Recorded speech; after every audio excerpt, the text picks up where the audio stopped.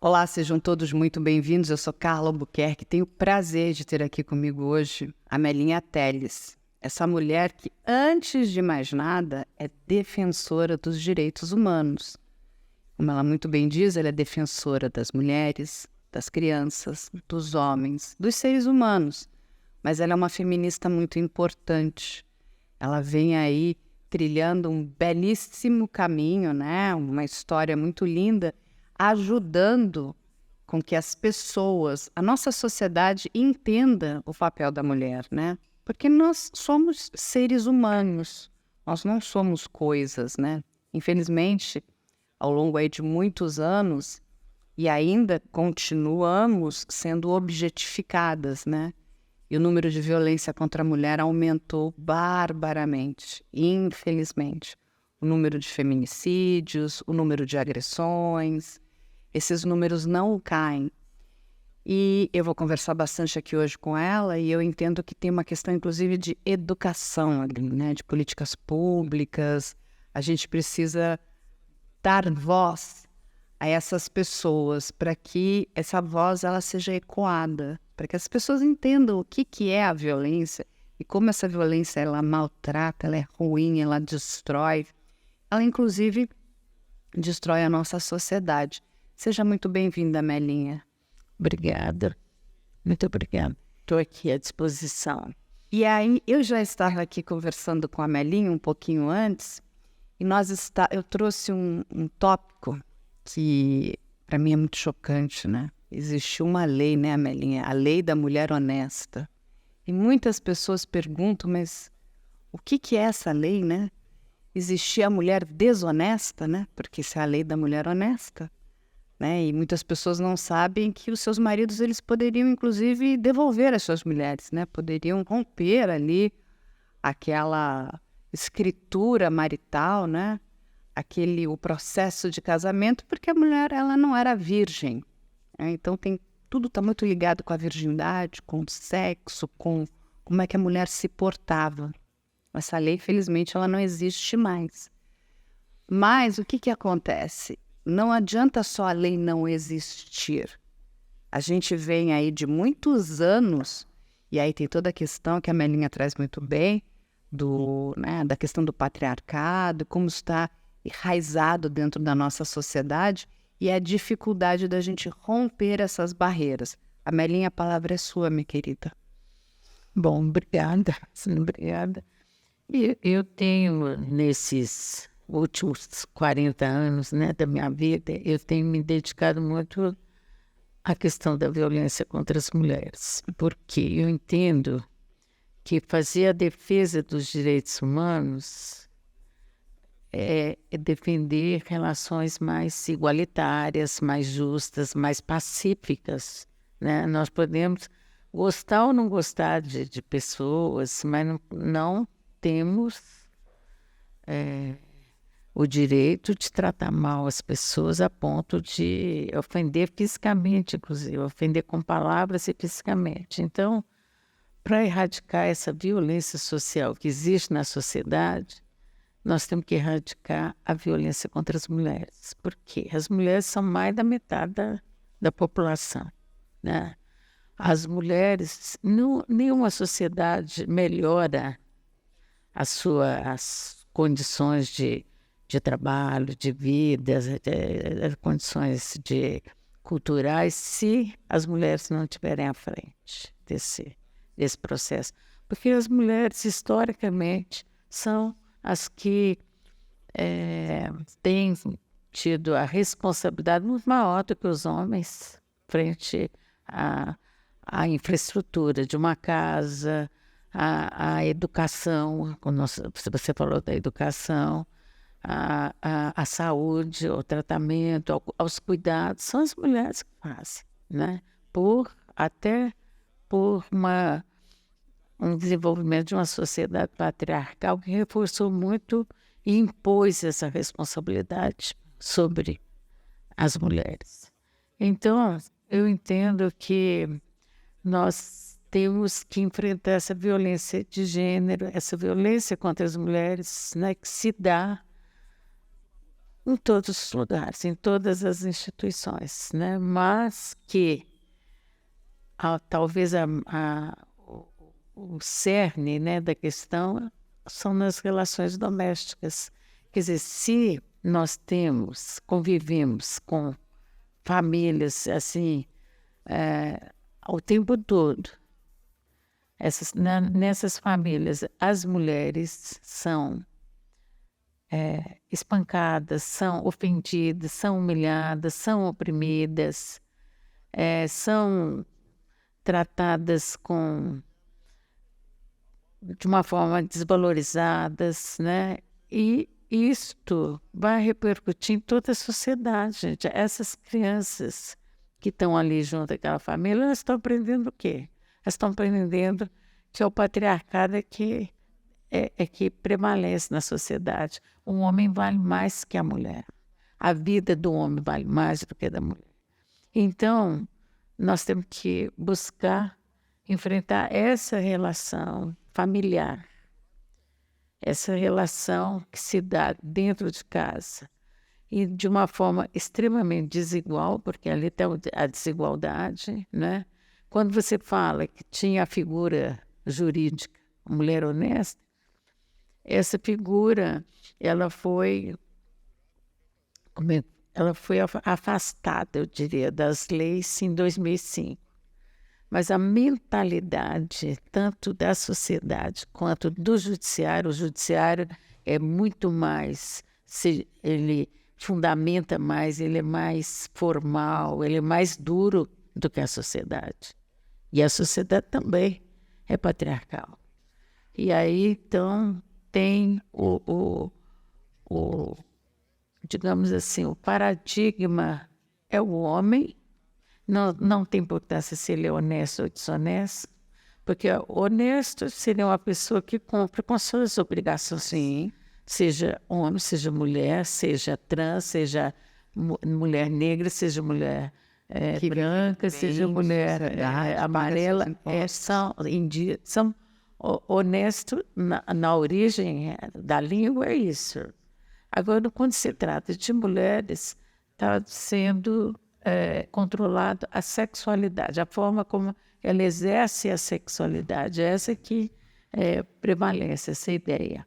Essa ideia, ela formatou todas as regras sociais, todas as formas de relacionamento, tanto institucional como pessoal, como social, enfim, essa regra.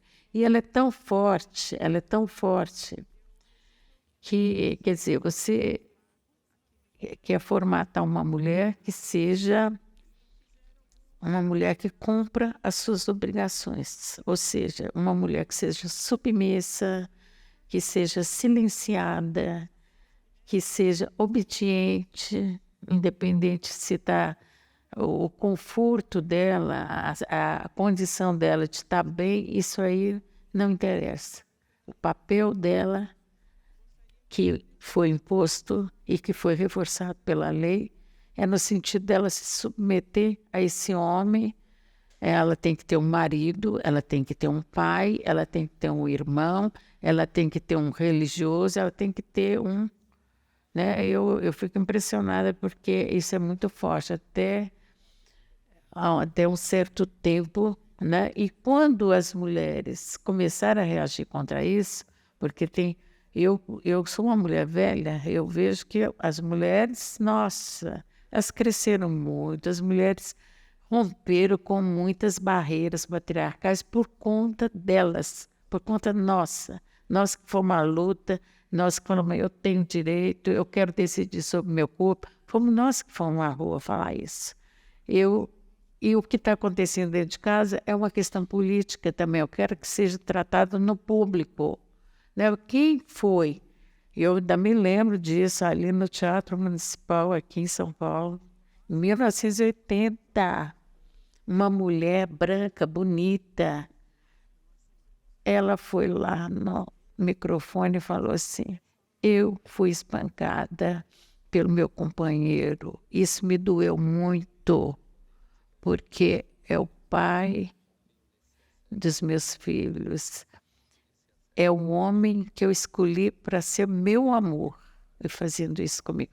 Essa mulher falou lá no Teatro Municipal, em 1980. E como ela, quantas mulheres que deram mostrar seu rosto com hematomas, o rosto com dente quebrado, com braço quebrado.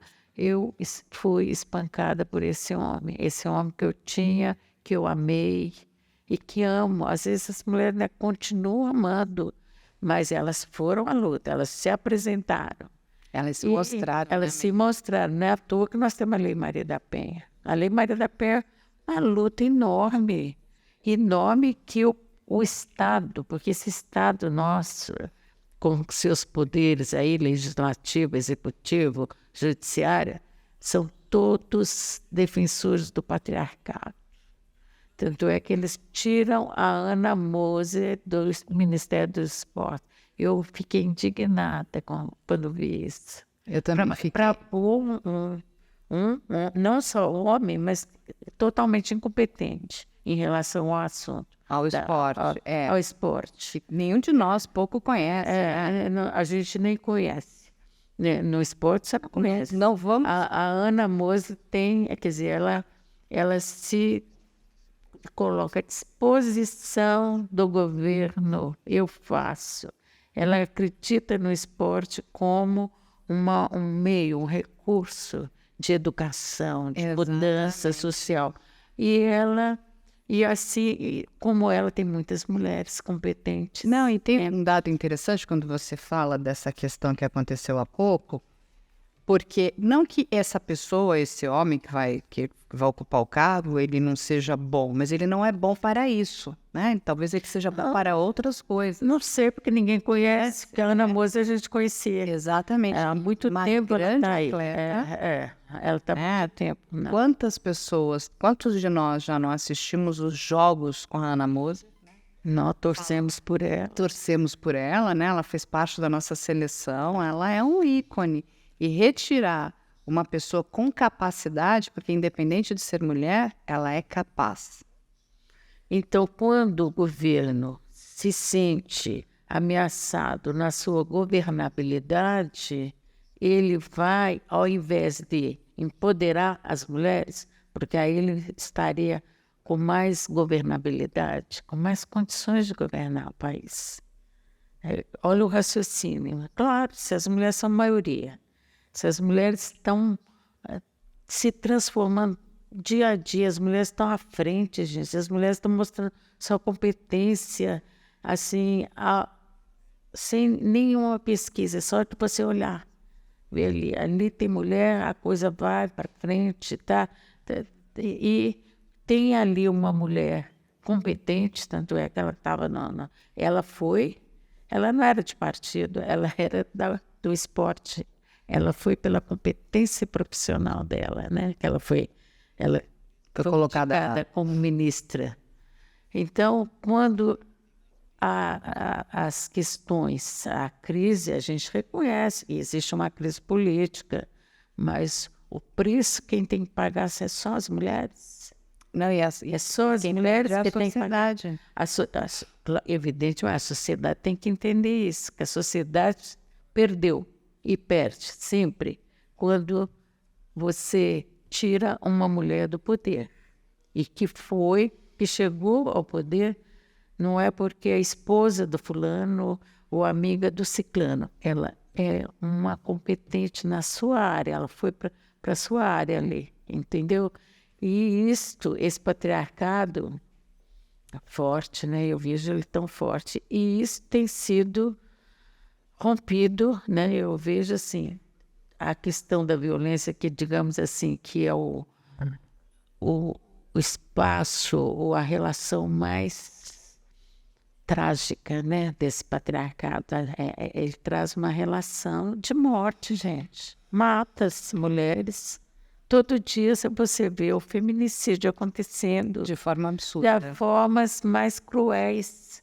E o motivo não tem motivo. Qual que é o motivo? Geralmente eles mesmos, quando revelam é que ela não quis ficar comigo mais, ela quis separar. Mas aí é aquela sociedade, né, Melinha, da objetificação. Ele enxerga aquela mulher como um objeto. Então, se é um objeto, ela me pertence e o objeto ele não tem vontade própria. Ele não pode ir embora.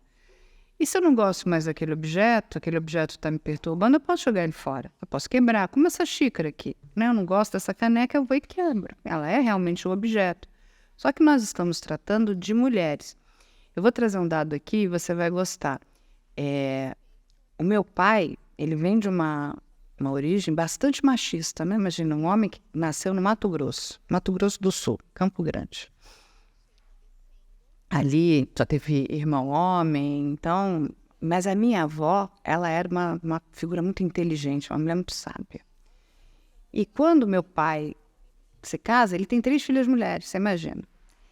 E ele olhou para aquela situação e falou, não, filha minha vai ser forte. Filha minha nunca vai apanhar de homem. Ele muda a perspectiva dele. E eu vou te dizer, meu pai foi um dos homens mais feministas que eu conheci. Porque ele falava assim, você quer isso? Vai lá, você vai conseguir. É seu. Quando eu resolvi vir trabalhar, principalmente nessa área, né, investigativa, que particularmente é dominada pelos homens, e você tinha que se impor, ele falou, isso aí é complicado, isso é difícil, você tem certeza? Eu falei, absoluta. Ele falou, então vai dar certo. Você entende? Porque você tem um homem que acredita nas mulheres, você tem um homem que coloca essas mulheres para andar e diz o seguinte, não tenha medo. É lógico que o perigo existe. Ele não está criando polianas. É uma sociedade injusta, é uma sociedade com muitos problemas, mas precisamos de mulheres fortes. Ele sempre falava isso. Mulheres fortes, nós não podemos... Porque, assim, uma mulher forte... ela também procura um parceiro que vai fazer ela ir para frente, né? No sentido que um casamento, a Melinha, é uma parceria. Um coloca o outro para frente. A mulher coloca o marido coloca a mulher, porque senão a gente não vai chegar a lugar nenhum, né? Fica um âncora do outro. Um puxa o outro para baixo, outro puxa o outro para baixo. E vivem aquelas situações horrorosas, né? Que a mulher é colocada naquele... Eu até assisti esses dias o filme da Barbie, não sei se você viu, acho que você vai gostar, que exatamente fala da sociedade do patriarcado, que no mundo da Barbie, né, o Ken fica em segundo plano. Aí quando eles vão para o mundo real, o Ken acha aquilo fantástico, né, porque olha, os homens têm vontade própria, os homens mandam nas mulheres. Tem uma crítica social ali muito, muito interessante. E aí no final a Barbie fala, não, Ken, você tem que viver a sua vida e eu vou viver a minha vida. A gente não tem que viver uma vida do outro. É bem interessante, mas é sobre isso. Eu acho que nós precisamos, inclusive dentro da casa das pessoas, esses homens precisam entender que eles precisam também criar mulheres fortes. E as mulheres são fortes. As mulheres também têm que se apropriar desse saber histórico que as mulheres têm. Se nós não tivéssemos tanta resistência, a humanidade já tinha sido extinta, né? Nós é que garantimos com nossa resistência. Então as mulheres têm que entender a força que elas têm. Às vezes eu vejo a mulher se colocando num papel de vítima e eu falo, filha, se você fosse a vítima que você está me apresentando aqui, você tinha criado seus filhos, você tinha colocado seus filhos para estudar, você tinha que enfrentar, porque já que o homem não contribuiu, o pai não contribuiu, ou contribuiu muito pouco com a criação dos filhos, com toda essa formação. Então foi você é forte, você tem que entender isso, porque eu acho que essa é uma questão fundamental, esse empoderamento, que às vezes tem gente que não gosta dessa palavra, mas é o fortalecimento da sua autoestima. Porque a nossa autoestima é sempre jogada para baixo. Quando tem uma lei que diz que nós convivemos até todo o século XX, para não falar os séculos anteriores, mas nós convivemos com uma lei que dizia que o pai podia deserdar a filha desonesta, mas não estava escrito que podia deserdar o filho desonesto. Esse não, esse podia ser o herdeiro único e a mulher perder a herança porque era considerada desonesta, né? Pela lei. É como você falou, um homem pode anular o casamento no século XX, né? Nós estamos no século XXI, com outras ideias mais avançadas. Mas no século XX, o homem podia anular o casamento se a mulher fosse não virgem. Ele podia pedir anulação do casamento. Surdo, entendeu? Quer dizer, imagina, é até engraçado a gente imaginar o contrário, né? A mulher pedir anulação do casamento porque o homem não é virgem. Né? Seria... Não, e sabe o que é uma loucura, Melinha? Só fazendo uma parte aqui. Quando a gente fala dessa questão da sexualidade, do sexo, a pessoa que não conhece nada, até assim, vamos pensar com a cabeça daquele homem, né? Daquele homem mais chucro, né? Eu quero uma mulher virgem. Gente, você não sabe nem o que você está fazendo. Você for trazendo um problemaço para dentro da tua casa, né? Para dentro da tua relação. Porque a experiência, inclusive, a gente precisa experimentar para saber até o que a gente gosta e como nós somos, descobrir o nosso corpo. Isso é importantíssimo, até para que aquela relação, né, do casal, ela seja boa e duradoura. Porque, assim, na minha cabeça é inconcebível, tanto seja ele um homem como ela uma mulher. As pessoas precisam experimentar. Claro, lógico, nossa.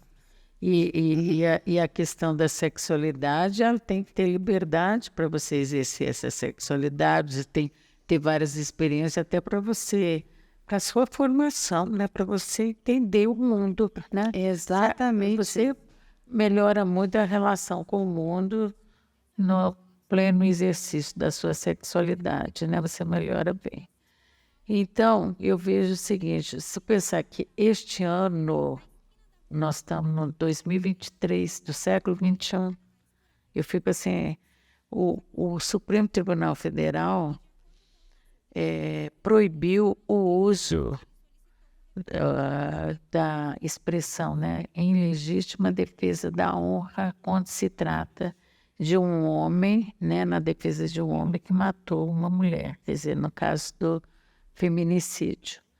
E 2023, gente, isso aí... Não, gente, inclusive é um recurso que foi usado, se é ainda usado, eu não teria nenhum caso hoje para dizer que se foi usado nesse ano de 2023, mas um recurso muito usado sem nem está na lei, né? Porque não tem a lei dizendo que você pode matar em legítima defesa da honra. Você pode vir a matar em legítima defesa da sua pessoa. Exatamente. Quer dizer, você está sendo ameaçado de morte ali e você, em determinados casos, em determinadas profissões, não é tão pacífico assim como eu estou falando. Essa questão, essa tese aí da legítima defesa, mas ela é possível. Agora, da honra, que honra? E a mulher não tem honra? Quer dizer, nós consideramos a mulher o quê? Uma coisificação, como você colocou, e talvez pior do que isso, sabe? É um ser vivo, né? É um ser vivo que você trata como se não tivesse inteligência, não tivesse emoções, não tivesse um raciocínio, né? Você não trata dessa forma. Então, eu acho que quando as mulheres, nesse século XX, foi o século das mulheres, segundo Robert Masbal, né? O historiador, é um homem que está falando, né? Então, ele diz que é o século das mulheres. Nós rompemos com muitas barreiras nesse século XX, pelo menos no mundo ocidental. Rompemos e emergiram-se vários feminismos, né? Os feminismos das jovens, das lésbicas, das trans, das sapatonas, sapatão, que elas gostam que chamam de sapatão, das negras, mulheres indígenas, mulheres ribeirinhas, A Marcha das Margaridas, gente, que teve aqui em agosto. Marcha das Margaridas em Brasília.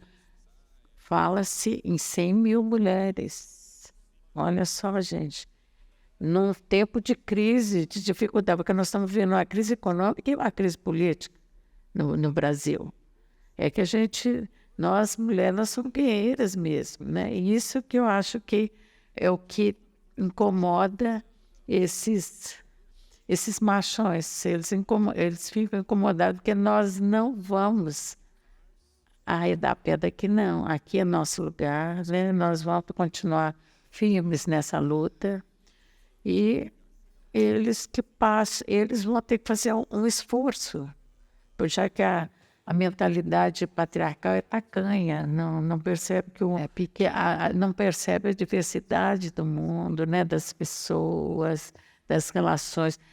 Essa questão de não perceber que todas nós somos seres humanos, nós somos diferentes uns dos outros. Isso não quer dizer que um é melhor do que o outro. Somos diferentes.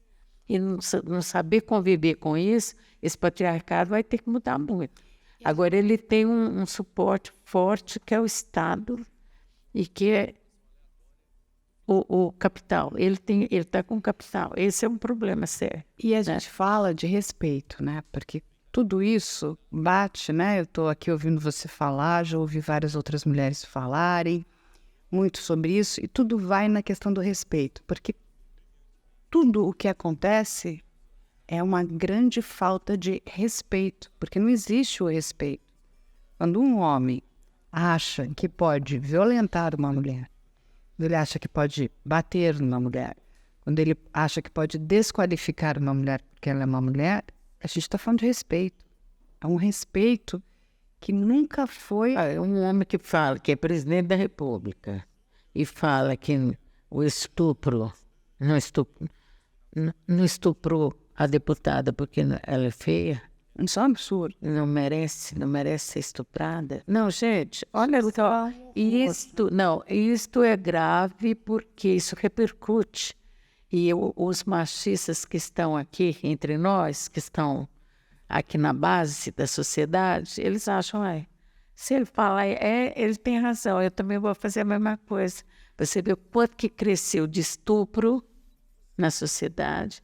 Evidentemente que tem o crescimento real e tem o crescimento das denúncias, que muitas mulheres estão encorajadas a denunciar, falar, eu não vou deixar isso barato, eu vou denunciar esse cara, né? Você vê o assédio sexual, e inclusive em diversos setores, né? Você vê no setor, aqui entre nós, você vê no setor mais midiático também, no cinema, né? Assim, você vê isso acontecendo. O próprio movimento Me Too, né?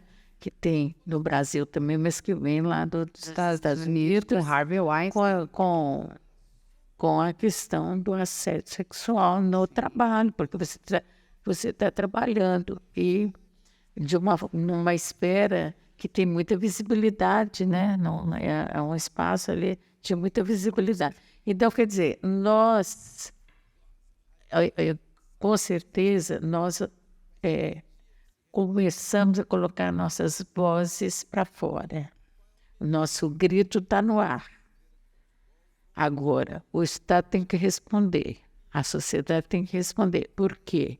Nós temos que ter as tais das políticas públicas, mas política pública se faz, tem uma metodologia. Não é falar política pública e não trazer nenhum conteúdo. Você tem que dar visibilidade ao problema, ou reconhecer que o problema existe e que isso é um entrave para a economia, para a cultura, para a saúde. Violência contra as mulheres é um entrave para o desenvolvimento econômico do país. Tem estudo sobre isso.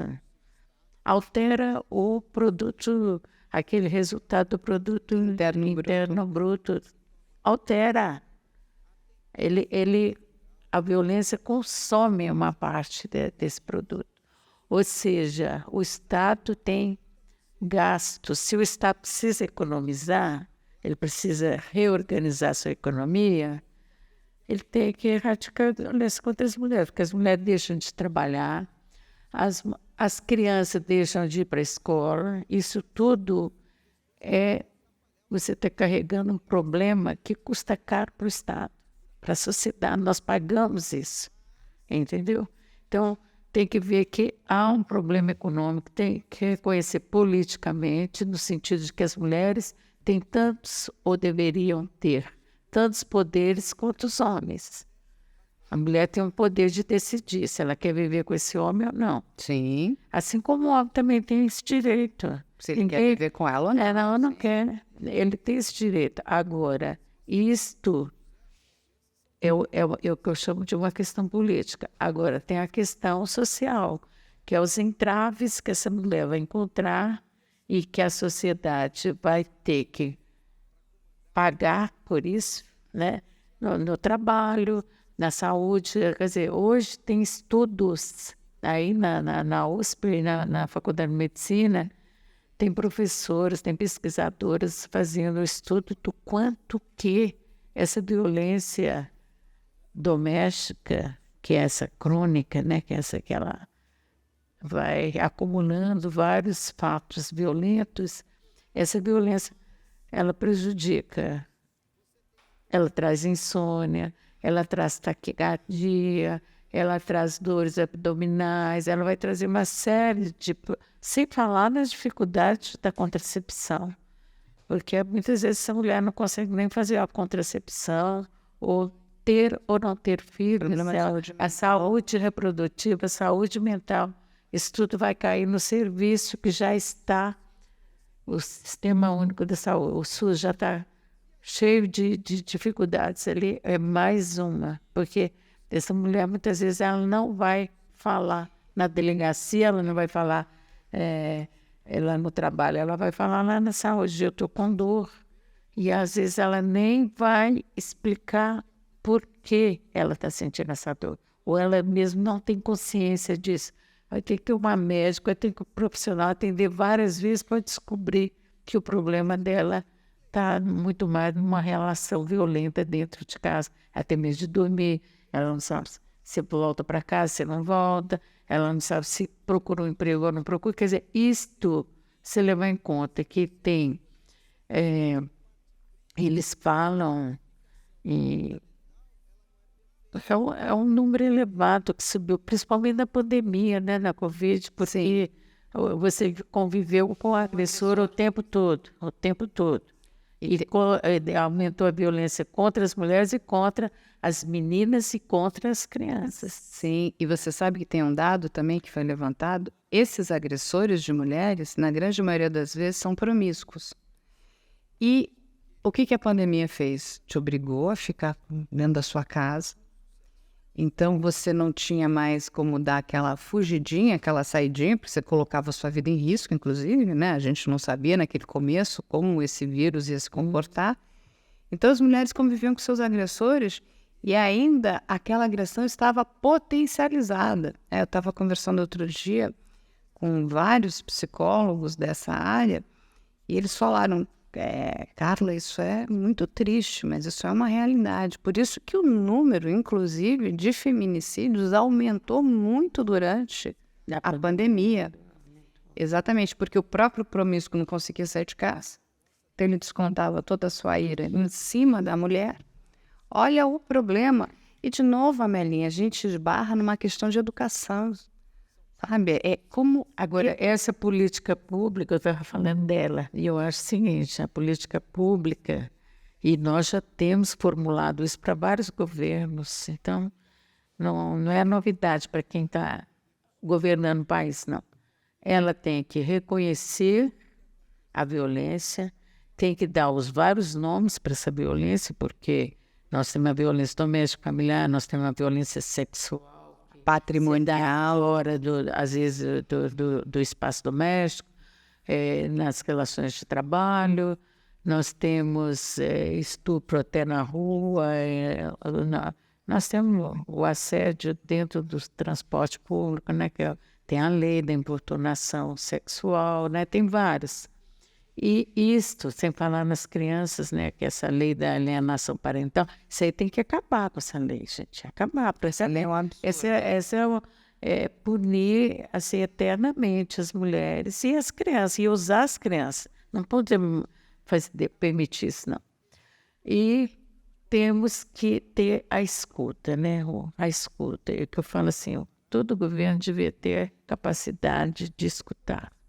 Escutar tanto as mulheres que estão em situação de violência, as vítimas, como os movimentos sociais que lidam com essas mulheres.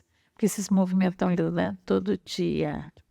E aí, então, este serviço, ele tem que ter essas características, criar um serviço, aí sim a política pública está pautada na lei, está pautada no comportamento dos governos e está pautada no serviço construído com estes olhares aí, de reconhecimento, de nomeação, porque é a importância de saber identificar que violência é.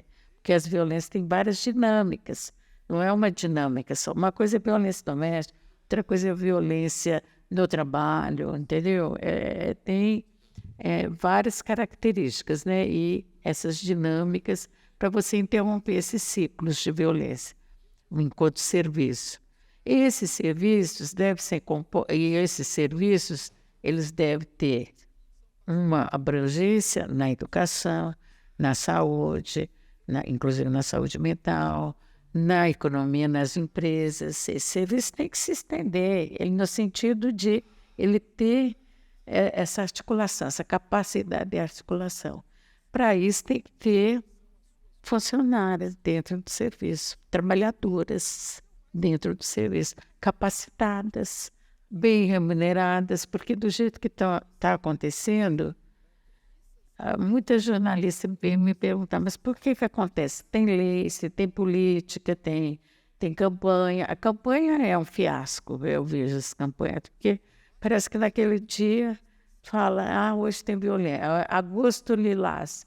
Agosto tem que ser lilás o ano inteiro, assim, Exatamente. Não tem um dia. É todo dia, porque essa violência não tem dia, não tem hora. Ela faz parte do cotidiano da vida nossa aí. A gente finge que não vê, para sobreviver, enfim, para fazer... A gente acha que já um mês aí resolveu o problema. Não resolveu. E então, esse trabalho aí tem que ter o pessoal, o serviço bem estruturado, com pessoal capacitado, e essa capacitação ela tem que ser contínua. Ela tem que ser contínua. Quanta coisa que a gente descobre em relação à violência todo dia, que até então, a gente fazia um discurso, por exemplo, um discurso que a gente fez por muito tempo, violência contra a mulher. Não é contra a mulher, é contra as mulheres, porque as mulheres, nós somos desiguais entre nós, então, nós somos heterossexuais, nós somos lésbicas, nós somos negras, e faz diferença, principalmente essa questão do racismo. Sim. Nós temos que estar muito atentos a isso, porque você pega todos os dados de violência contra as mulheres, quando você vai pegar o item cor, raça, etnia, você vai ver que as mulheres pretas são as que mais são vítimas do feminicídio, da violência, são maiores vítimas do estupro, entendeu? São, na adolescência, menina grávida, são grávidas por estupro, são pretas. Então, o que está acontecendo? Todo dia nós temos que pensar, o que está acontecendo? Por que as pretas estão morrendo? Os homens pretos não são mais violentos do que os homens brancos, não. Na hora da violência, eles se igualam. Homens brancos ou pretos se igualam. Então, por que morre mais? Talvez o serviço não esteja capacitado o suficiente para acolher, para dar esse acolhimento às mulheres negras, às crianças negras, né? Há um entendimento, assim, escondidinho, né, na sociedade, que nós temos vários entendimentos não falados, não explicitados, mas eles acontecem, de que preto é mais violento mesmo, que preto como eu falei, é mais alcoólatra e espanca as mulheres. Existe no nosso sublar consciente e na hora de agir, como é que nós estamos agindo. Então, isso tem que ser, porque o racismo é estrutural, assim como a violência é estrutural. E eu faço um apelo assim para os governantes, para os políticos, que são a maioria, porque as mulheres que fazem política também sofrem violência de gênero e violência de raça. Elas sofrem todo o tempo, elas estão denunciando, elas são nossas grandes líderes ali, elas estão numa frente que exige muita força, muita coragem, que nós temos que dar todo o suporte para essas mulheres. Eu agradeço muito essas mulheres que estão lá me representando lá no Congresso, em outros lugares aí, porque elas estão enfrentando o patriarcado ali, todo dia. Então, hoje a gente enfrenta essa discussão, as sociedades governantes, ou então nós fingimos que estamos sendo democracia. Não, democracia tem que ser com conteúdo, né? Com responsabilidade. Sim, você sabe, você falou das parlamentares, né? Elas vêm sofrendo agora novamente, né? Por conta dessas redes de ódio. Nós temos conversado ali com várias, e assim, são ataques assim violentíssimos contra elas, principalmente as parlamentares que são trans, as parlamentares que são lésbicas, assim, é muito triste o que vem acontecendo e é muito preocupante, porque essas redes de ódio, elas tendem a crescer, principalmente se elas não são descobertas, né, desmontadas, e essas pessoas precisam ser presas, né, porque disseminar ódio é violência também, né, ódio contra a mulher, enfim, ódio contra uma religião, ódio contra uma raça. Então, assim, a gente está vivendo, Amelinha, nesse mundo que está hiperconectado, né? Esse mundo digital, onde toda a informação ela viaja de forma muito rápida, né? A boa informação e a má informação, né? A desinformação também viaja de forma muito célere. Então, ela chega na casa das pessoas, e eu até estava conversando com um grupo de neuropesquisadores ali, né? E eles falam da questão até do problema cognitivo das pessoas, né? Quando todo mundo hoje passou a consumir coisas muito rápidas, né? Então, vídeos muito curtos. E perde muito rápido.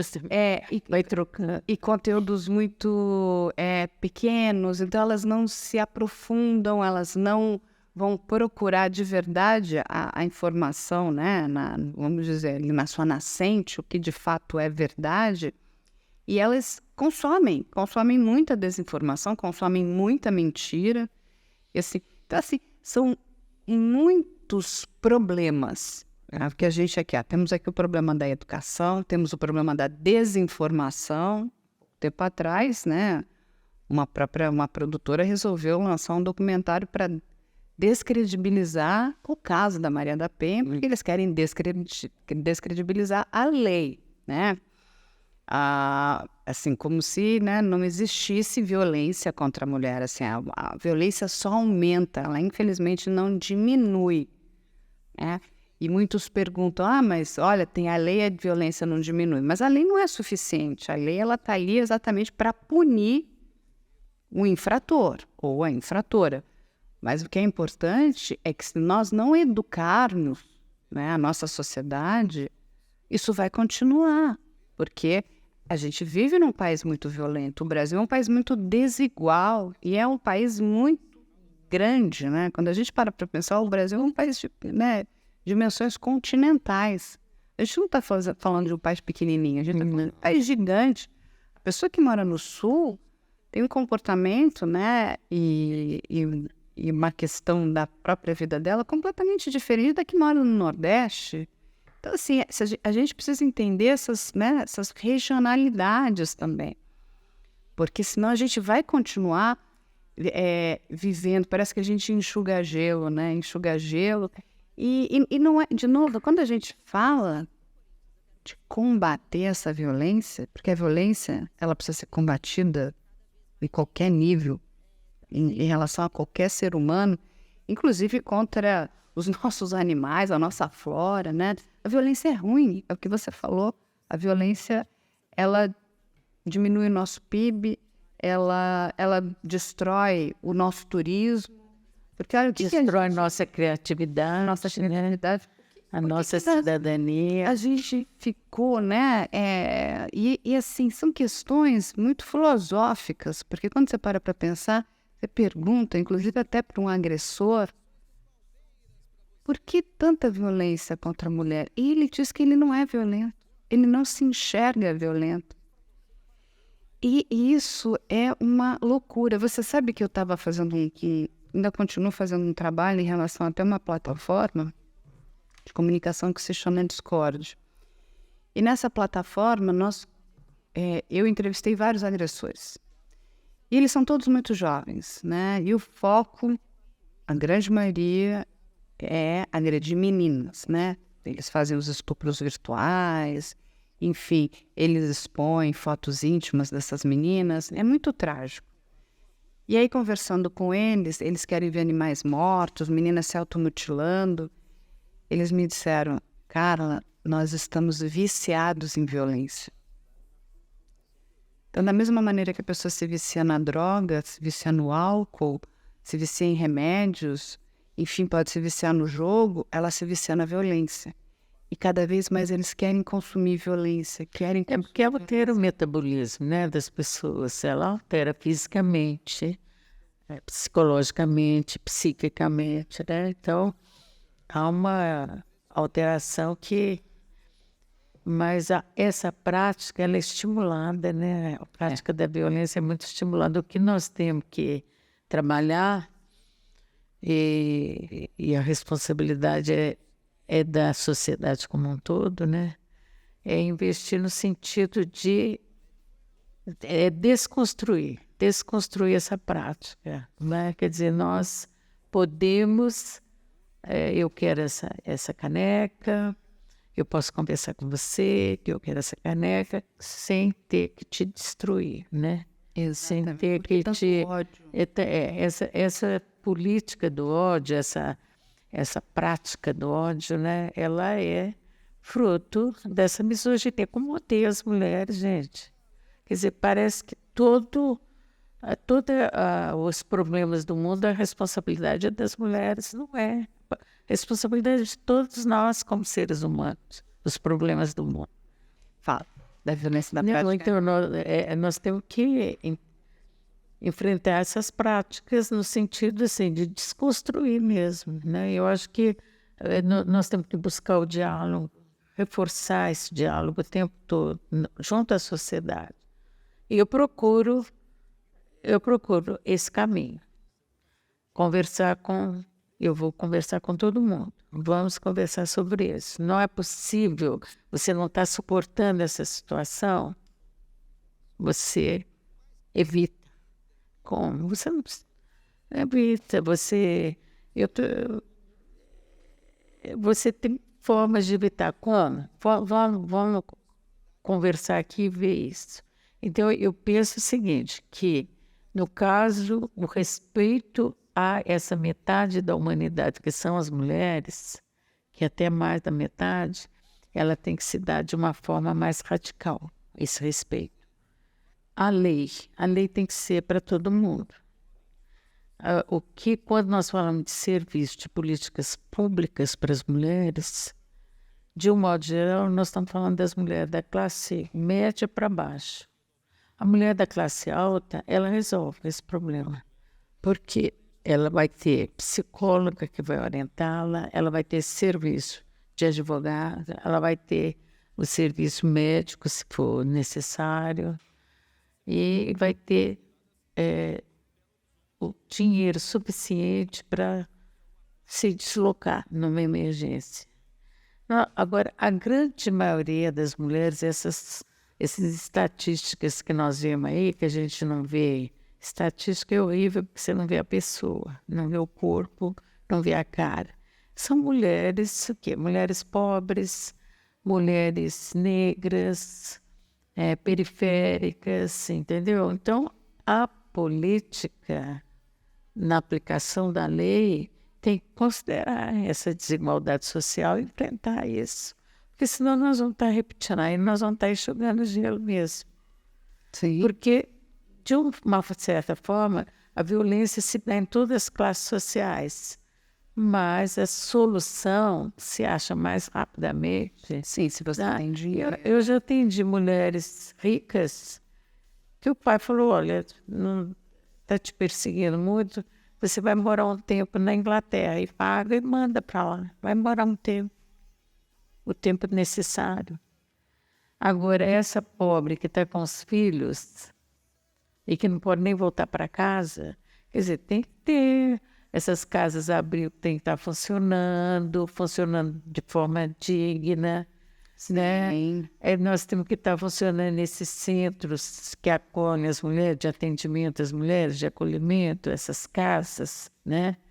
Com toda equipe multidisciplinar. Não podemos ter só uma assistente social. Nós temos que ter toda essa equipe para dar suporte.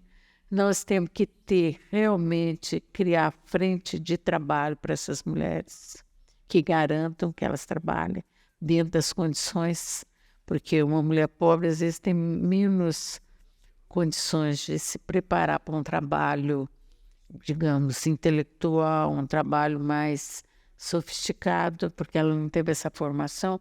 Então, abra-se frente de trabalho que garanta a inserção dela. A alfabetização digital. Tem que ter, então, mas garantir essa alfabetização digital e até não digital, porque muitas mulheres não conseguem. Nós estamos vivendo um tempo de pouca leitura, de pouca escrever, né? Você escreve, você lê, você sabe, você sente isso.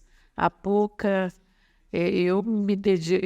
Uma das minhas militâncias é a escrita. Eu sou escritora. E sou escritora por ser militante. Não é não é sem razão. Porque eu quero, sim, que as mulheres leiam e escrevam as suas histórias. Eu agora, sempre que eu escrevo, qualquer livro que eu escrever tem histórias de mulheres. Por quê? Gente, vamos conhecer a nossa história, nós vamos nos apropriar de saberes da nossa ancestralidade. Eu aprendi isso muito com o movimento feminista negro, que sempre vem, fala, nossa história vem de longe. Nossa ancestralidade, é ali que nós aprendemos a resistir.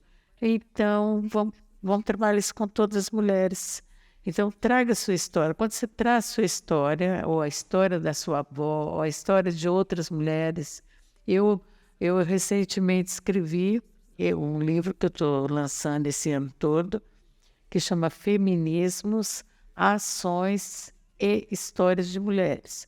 Os feminismos é a nossa base, nós temos o Partido dos Feminismos, já chega de machismo. As ações são as nossas ações aí dos movimentos que não são, muitas vezes, têm a visibilidade necessária. Se aquela mulher lá da periferia, lá criou um movimento e fez uma ação, eu ponho lá, né, nesse meu capítulo. E outra é as histórias de mulheres. No caso, eu escrevi a história de 15 mulheres. E é interessantíssimo você ver que nós tivemos, por exemplo, a primeira mulher abolicionista e que fez um romance na América Latina inteira foi a Maria Firmina dos Reis, que é daqui do Maranhão. Ela é brasileira. Então, nós temos que conhecer essa mulher, referenciar a partir dessas experiências para a gente sobreviver, gente, sair dessa. Nós temos... Estão querendo colocar a gente no cercadinho? Não são de cercadinho. Vamos, entendeu? Tem muito horizonte pela frente, né? Muito horizonte que vem, que essas mulheres trazem para a gente. Não, nós temos mulheres incríveis e maravilhosas, né? Você deu um grande exemplo da Maria Firmina dos Reis. Assim, as mulheres precisam conhecer a Maria Firmina. A Chiquinha Gonzaga, que é mais falada, mas a Chiquinha Gonzaga, eu gosto de carnaval. E nós participamos de um bloco, nós inventamos um bloco. E aí, a Chiquinha Gonzaga é que fez a primeira música de carnaval no Brasil, esse Abre Alas.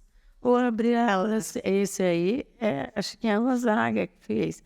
Gente, essa mulher, ela foi obrigada a casar com um homem porque o pai dela obrigou, porque o pai que escolhia, né? A mulher não escolhia nem se queria casar e com quem casar. Aí quando perguntam para ela, o marido pergunta, você tem que decidir ou eu ou o violão. Claro que é o violão. Ela tá com o violão, gente. Ela gostava do violão, entendeu? Até a língua portuguesa teve que trazer uma nova palavra, maestrina, que era só maestro, ela virou maestrina, né? Ela fez músicas, ela fez conjuntos musicais, ela fez teatro. Gente...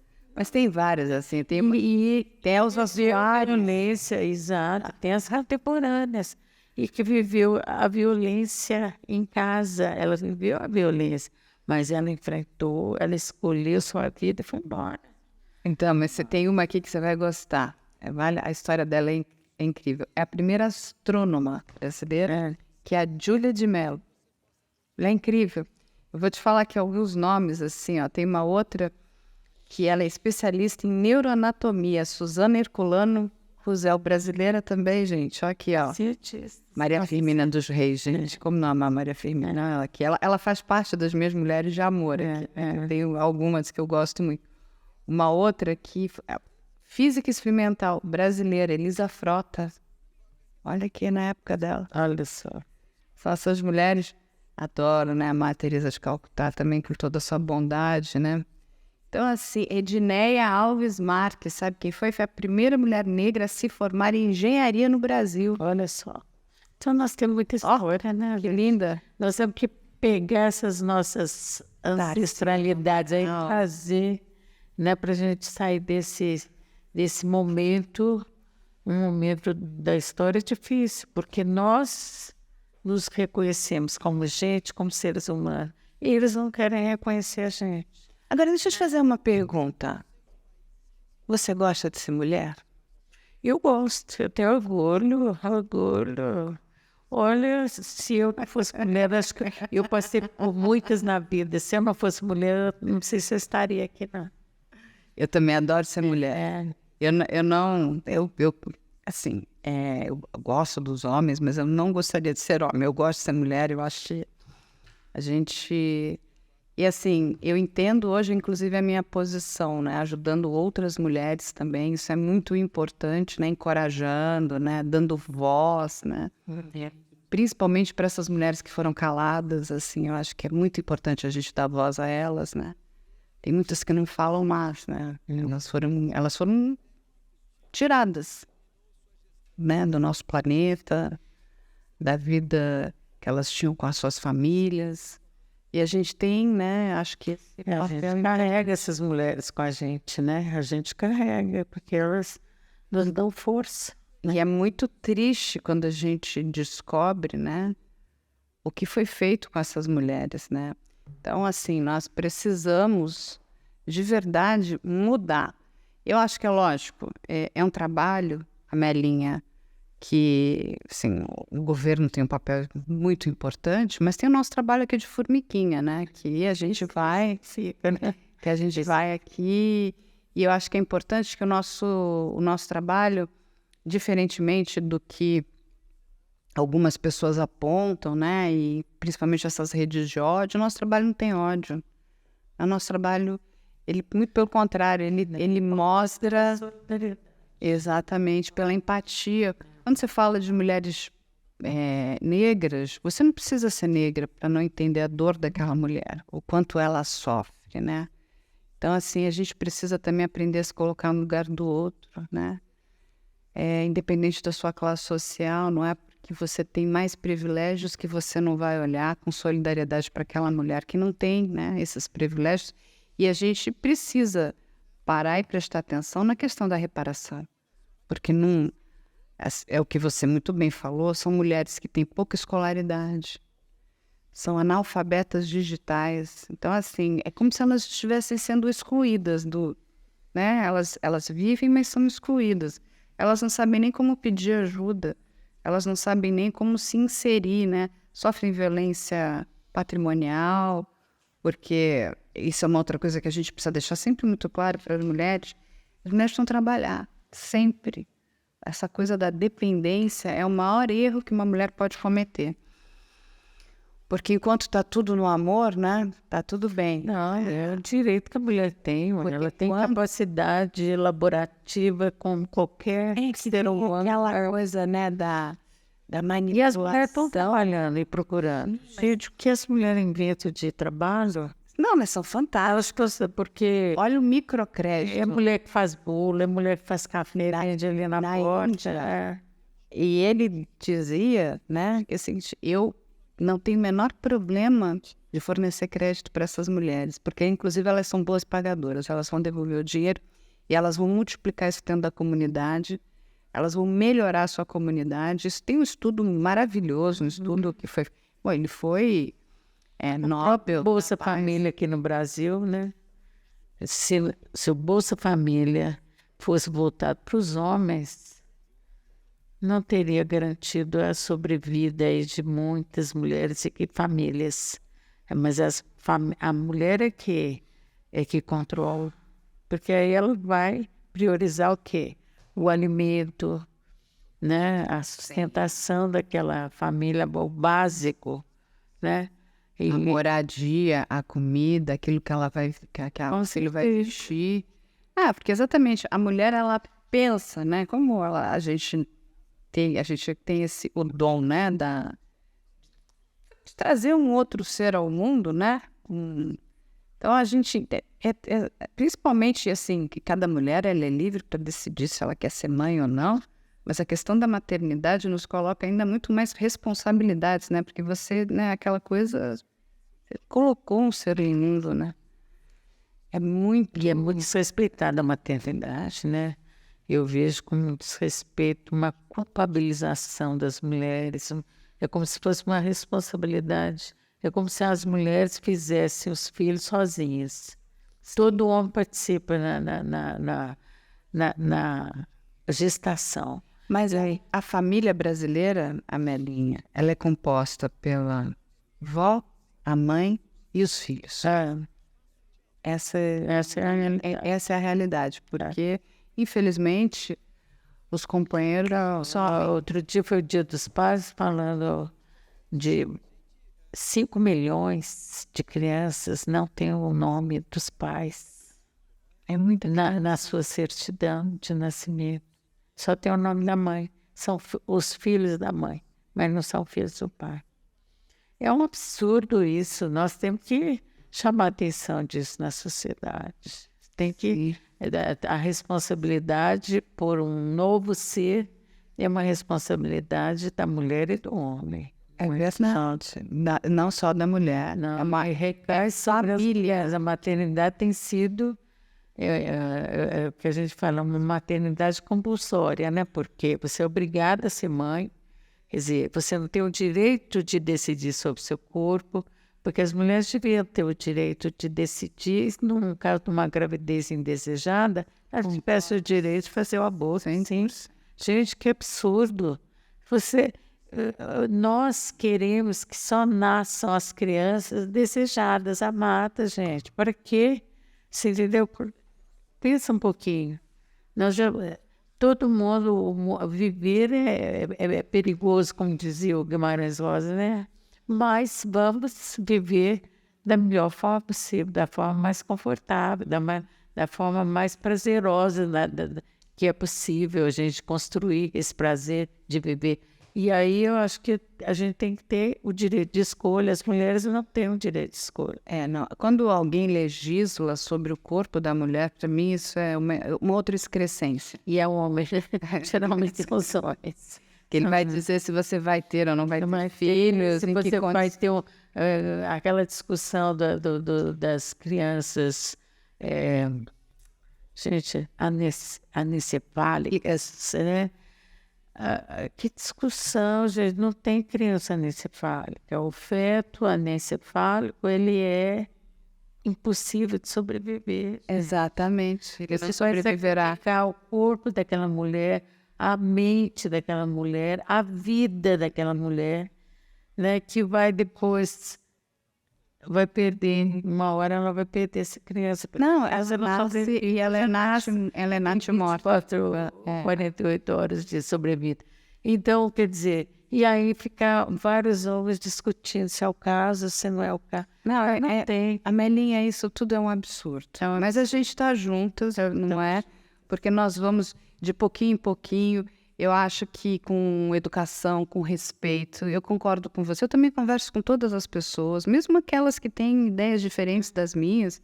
Eu sempre digo que ou elas vão melhorar os meus argumentos, ou elas vão me mostrar alguma coisa que eu não tinha visto. Mas eu sempre digo, desde que seja verdade, né? Porque desinformação, fake news, a gente tem que correr. Não é plena, né? Não, isso faz tempo. Faz muito tempo. Graças a Deus, né? A Terra... então, é sobre isso que a gente precisa ficar atento. Eu acho que nós precisamos de mais mulheres, precisamos da ajuda dos homens também, porque... E eu entendo que nós temos muitos homens, né, que não concordam, né, com esse machismo, essa coisa meio truculenta, meio bruta, meio burra, né? Porque um homem inteligente, eu sempre digo, um homem inteligente não concorda com a violência, né, contra as mulheres, né? Um homem inteligente, ele quer mulheres fortes. Um homem inteligente quer uma mulher forte. Claro, ele. Exato. Vai querer uma mulher que depende dele. Não, e é muito melhor esse, né? de você conversar. E a inteligência, né, gente, não é só a inteligência intelectual, né? Eu digo assim, a minha avó era uma mulher muito simples, mas uma das mulheres mais inteligentes. Ela tinha uma sabedoria de vida que, olha, encontrei em pouquíssimas outras pessoas. E era uma das pessoas mais interessantes de você sentar e conviver do lado dela, né? Porque ela sempre tinha histórias muito interessantes. Ela tinha uma perspicácia, né? Ela conseguia enxergar coisas que poucas pessoas viam. Então, ela era uma pessoa muito especial, independente de ter a inteligência formal, porque naquela época, infelizmente, as mulheres também não faziam os versos. Olha, é um absurdo tão grande aqui no Brasil, eu sempre lembro disso, porque em 1827 foi criada a primeira faculdade de Direito que fica aí no lado de São Francisco. Sim. A faculdade de Direito aqui e uma lá em Recife. As mulheres, em 1827, é quando se cria uma lei permitindo que as mulheres aprendam a ler e escrever o seu nome, algumas receitas, né? As mulheres eram preparadas para a culinária, para cuidar de criança, elas eram preparadas, isso fazia parte do conteúdo, né? Do currículo escolar para as mulheres. Era diferente dos homens. Os homens aprendiam álgebra, matemática, não sei mais. As mulheres não, era proibido. Teve uma mulher aqui em São Paulo, eu gosto de falar da história das mulheres, chamada Maria da Glória Sacramento, uma professora. E ela resolveu só ficar ensinando as 4 operações e a ler e escrever coisinhas. Não, podia ensinar álgebra, geometria. Ela resolveu por conta dela. Ela foi punida. Ela teve uma suspensão na sua atividade profissional e ficou até sem salário. Está no Diário Oficial do Estado de São Paulo. Quer dizer, nós, essa distância é muito grande, né? Quer dizer, os homens estão aprendendo a dirigir o Brasil, a governar o Brasil. A Faculdade de Direito tinha essa finalidade, conhecer esses mecanismos aí jurídicos para mandar na política. E as mulheres estavam tentando aprender o nome e umas continhas lá, de mais, de menos, tal. E essa mulher, essa Maria da Glória Sacramento, que a gente não pode esquecer, porque ela falou, o que é isso? Nós temos que ensinar outras coisas para ela. E resolveu rompeu com aquela rigidez lá daquele regimento e foi punida. Mas nós estamos aqui, né? Você vê quanto que as mulheres superaram. Hoje as mulheres têm mais escolaridade do que os homens, em todas as classes sociais. Você sabe que a minha avó, então, ela tinha, enfim, ela não tinha muita, vamos dizer, né? Ela estudou, acho que ela fez o primário naquela época. Ela gostava muito de poesia. E você estava falando em receitas culinárias, ela escrevia poesias através das receitas. Então, a gente depois foi pegar os livros dela de culinária e a gente... É tudo escrito de forma poética. Como fazer um bolo de laranja. Foi sua avó, gente? E aí a história do bolo, da laranja, como que cozinhava. E aquela calda que escorria, se enrolava. Era muito fantástico. E não era só pegue 2 colheres de não sei o quê. Ela fazia poesia com receita, porque ela gostava de poesia. Então ela escrevia as poesias, lógico, da maneira muito simples dela, mas eram nos livrinhos de receitas dela. Mas eu digo, ela era uma mulher muito especial. Então, são essas as figuras que a gente precisa ter perto da gente também. Toda família tem uma figura especial. Tem. Nossa, tá cheio de gente boa por aí, né? Isso foi nas várias gerações. Bruno, tem perguntas aqui para a Melinha. Eu sei que tem ali, ó. Temos 4 perguntas. Tem uma pergunta da Carol Lima que é: Amelinha, como você acha que a educação no Brasil pode ajudar a garantir que as gerações futuras compreendam o que aconteceu durante a ditadura e evitem que esses eventos se repitam? Boa pergunta. Carla, né? Carol. Obrigada pela pergunta. Nós temos que... A educação é fundamental. Uma educação que realmente dê oportunidade para produzir conhecimento, debates, e nós temos que conhecer a história do Brasil. Se a gente conhece a história do Brasil, e esse livrinho que eu fiz aí, esse último, ele tem o 2º capítulo é sobre a Constituição Federal de 1988, que ao mesmo tempo que eu conto como é que foi essa luta para a gente conseguir igualdade de direitos entre homens e mulheres, eu falo por que nasceu essa Constituição, como é que foram as anteriores. Eu falo da ditadura militar, porque a questão, nós temos que entender essa história, inclusive estudando até as leis, a história do Brasil. Porque quando houve a ditadura, em 1964 a 1985, o primeiro ato na ditadura, né, com o golpe militar, foi desconsiderar totalmente a Constituição de 1946. Passou-se a governar por ato institucional. O ato institucional é diferente da Constituição? Claro que sim. A Constituição é feita por um monte de, infelizmente, de homens, né? Mas é um monte de várias visões políticas, de várias ideias. E no caso do ato institucional, era feito por 3 militares, no máximo. No máximo, 3 militares. Às vezes colocavam um civil para dar uma redação, porque o militar às vezes não aprende a escrever da forma jurídica, né? Então, dava ali um civil para escrever. Mas quem tinha a ideia toda, quem implantava, quer dizer, não tinha democracia mínima, porque nós estamos discutindo muito a democracia nesse momento, né? E precisamos discutir, inclusive comparar com o que foi a ditadura, fazer essa comparação e ver o quanto que falta dessa democracia. Porque a gente tem que estudar o passado para melhorar o presente e criar possibilidade para as novas gerações. Esse é meu sonho. Então, você fez uma pergunta ótima para mim, mas eu não sei se eu vou ter muito tempo para responder. Mas temos que ter história do Brasil, nós temos que ter debate, nós temos que discutir gênero, a questão racial, nós temos que discutir, porque a história do Brasil é uma história de violência, é uma história de racismo, de misoginia. Temos que estudar isso, trazer as mulheres que enfrentaram em vários períodos da história, que são totalmente ignoradas na história oficial.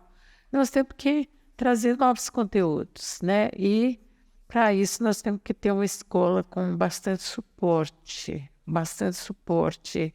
estrutural, físico, né? Para que as crianças, adolescentes tenham condições de frequentar com liberdade a escola, porque eu vejo que a escola, no momento, eu vou nas escolas, amanhã mesmo eu estou numa escola, mas escola pública, gratuita, periférica, mas existe uma linha educacional muito repressiva, muito autoritária. Nós temos que ter uma linha de mais dialogável, dialógica. Educação é diálogo. As crianças, adolescentes, as famílias dessas crianças nos ensinam muito, né? Eu acho que tem que ter essa troca, sabe? Não é assim, eu vou lá levar meu saber, eu vou levar meu saber, vou procurar levar, mas eu quero receber também muito, porque nessa troca é que a gente constrói a história, viu? A nossa história é feita de trocas. Então, muito obrigada pela pergunta. E bom, aí, vamos lá, Bruno. A gente tem uma pergunta do André Lopes. Durante sua clandestinidade, como você manteve contato com outros militantes e apoiadores sem ser detectada pelas autoridades? Pode compartilhar com a gente alguma história desse período? E meu filho, nossa, André Lopes, você fez uma pergunta, não, que é difícil você responder em pouco tempo, né, assim, rapidamente. Porque clandestina é você praticamente não existir. E contato, qualquer comunicação, qualquer relação com o ser humano é você existir, né? Então você vive essa contradição. Eu não existo, eu sou invisível e eu sou visível, né? O tempo todo. E esse desafio é colocado por causa de uma ditadura, por causa de uma repressão. Então, são momentos terríveis da história. Eu falo assim, eu vivi 8 anos clandestina, André Lopes, e foram anos muito importantes da minha vida, né? Porque são anos da minha juventude. 8 anos são anos da juventude, né? E que eu não pude conviver livremente com pessoas, com esse povo que é anônimo aí, que a gente não sabe, né? Tem de tudo nesse povo. Eu vinha a conviver de uma forma mais livre, por incrível que pareça, na cadeia, né? Porque na cadeia eu era o que eu era mesmo. E tinha muita gente do povo, que eu vivi em várias cadeias, e uma delas era ali no hipódromo. Eu estou te escrevendo um conto sobre isso agora. Olha, que eu quero lançar um livro ano que vem, que chama Cela 3. Eu fiquei na Cela 3.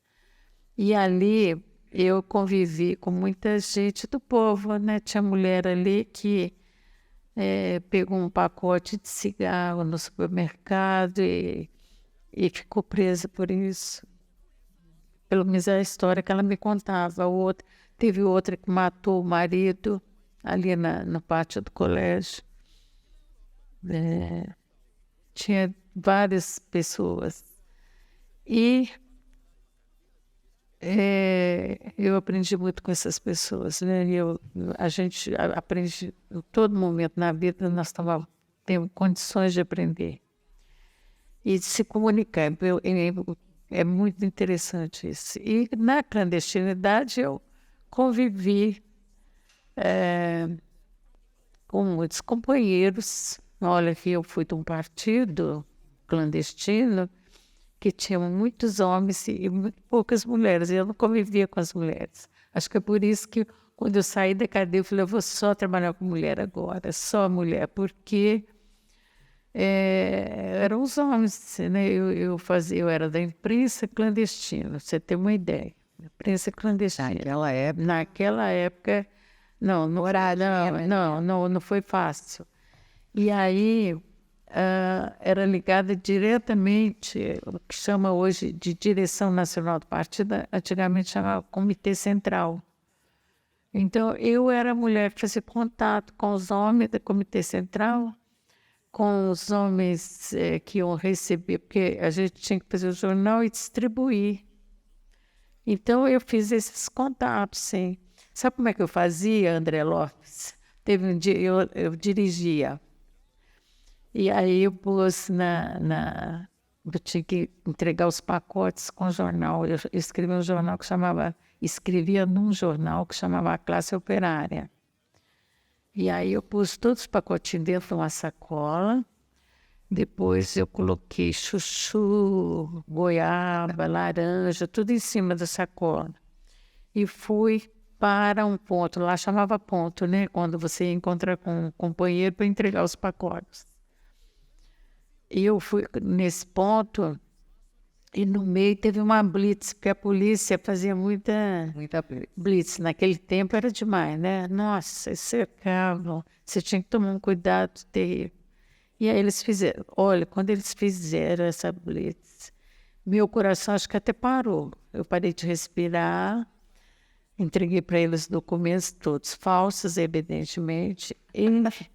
Ele foram fazer revista no carro. Quando eles viram ali cheio de chuchu, de goiaba, de laranja, banana, eu falei, eu estou vindo da feira. Mandaram embora, passei. Tá vendo? Ó, a inteligência da Melinha, ó. Eu passei, entendeu? Então, isso é um exemplo só que eu estou te dando, mas tem muita história para contar. E eu estou fazendo meu livro, chama Cela 3. Vamos falar do lançamento dele, do livro da Melinha, quando estiver pronto. E aí, Bru? A pergunta da Camila Milano. Amelinha, você foi uma das poucas pessoas a conseguir uma condenação contra um torturador da ditadura militar. Você acredita que isso abre precedentes para que outras vítimas busquem justiça? Como podemos garantir que mais torturadores sejam responsabilizados? Bom, isso é uma luta, né? É Camila, né? Camila, a sua pergunta é ótima, hein? Mas é uma luta grande. Mas eu fui torturada pelo Carlos Alberto Brilhante Ustra, comandante do DOI-CODE aqui de São Paulo, e outros também, né? Mas esse era o comandante, mas não só torturava, como comandava, né, as torturas. E minha família toda, né? Eu tive meus filhos sequestrados com 5 e 4 anos de idade. Meu marido entrou em estado de coma de tanta tortura. Já morreu depois que saiu do presídio, mas também sofreu as consequências da tortura até o fim da vida. E minha filha é historiadora, Janaína Teles. Olha, ela falou assim, mãe, nós temos que fazer alguma coisa, porque nossa família, ela fala, minha filha fala até hoje, eu tive a infância roubada. Então, vamos fazer alguma coisa, e nós tentando fazer alguma coisa, né? Vamos tentar na área judicial. E quem é o advogado? Aí nós encontramos ela encontrou um advogado excelente, Dr. Fábio Conda Comparato, que atualmente ele está fora do campo profissional, porque ele é muito velhinho, doente, mas ele era excelente. E nós conversamos com a nossa história, a gente foi conversando, e ele com as possibilidades jurídicas, os caminhos. E aqui no Brasil, nós temos uma política do apagamento da história, do apagamento da memória, nós temos uma política de passar a mão nos torturadores, considerá-los até heróis nacionais, né? Eles são considerados defensores da pátria, são eles. Então, a anistia, a lei da anistia, que eu fui anistiada, viu, Camila? Eu fui anistiada. Mas essa anistia, eles consideraram que era também para torturador. Não era para torturador. A anistia é para quem foi prejudicado, quem foi afetado no seu exercício do direito de cidadania, direito político e tal. Mas eles fizeram uma interpretação distorcida da lei. Então, quando chegava lá no judiciário, você entrou com uma ação contra o torturador, era barrada. A alegação é que a lei da anistia já anistiou. Aí o doutor Fábio falou, vamos pedir uma ação declaratória? A ação declaratória, não pedi dinheiro nenhum, eu pedi uma ação declaratória. O que é? O meu pedido, junto com a minha família, a família Teles, nós entramos na justiça pedindo que o Estado brasileiro declarasse o Carlos Alberto Brilhante Ustra como torturador. Isso aconteceu na primeira instância, que foi no Fórum João Mendes, depois no Tribunal de Justiça do Estado de São Paulo. Ele recorreu, porque ele não queria ser declarado torturador, ele recorreu ao Superior Tribunal de Justiça, o STJ, e foi condenado, ele foi declarado torturador. Então esse foi o caminho, né? E eu tenho muito orgulho disso, porque é o único torturador declarado torturador com sentença transitada em julgado. É o único no Brasil. E isto é uma vitória. Agora, a ideia é que isso pudesse abrir caminho para os demais. Isso não aconteceu, né? Não aconteceu. O segundo a entrar foi o caso do jornalista, Luiz Eduardo Merlino, que era jornalista, se não me engano, ou da Folha ou do Estadão, naquela época da ditadura. Ele tinha 23 anos na época. Ele foi morto pelo Ustra. A família quis que declarasse que o Ustra era o torturador que matou o Eduardo Merlino, e até hoje não conseguiu uma resposta. O processo está lá no superior. Não, até hoje não conseguiu, mas está tramitando. Está no Superior Tribunal de Justiça, no STJ. Mas a gente está aqui só de amor pela sua filha, pela Janaína, hein? Minha filha, ela batalhou. Foram anos, porque até você convencer, discutir, mostrar que isso é... E ela com a história nossa e ele com o jurídico dele, né, o doutor Fábio. E foi aquela negociação. Mas ele foi fundamental. Quem garantiu foi Janaína Teles, com a sua persistência. A gente vai trazer a Janaína aqui para ela contar. Ela mora em Minas Gerais, ela trabalha lá. Tá? Ela já está convidada. Tá.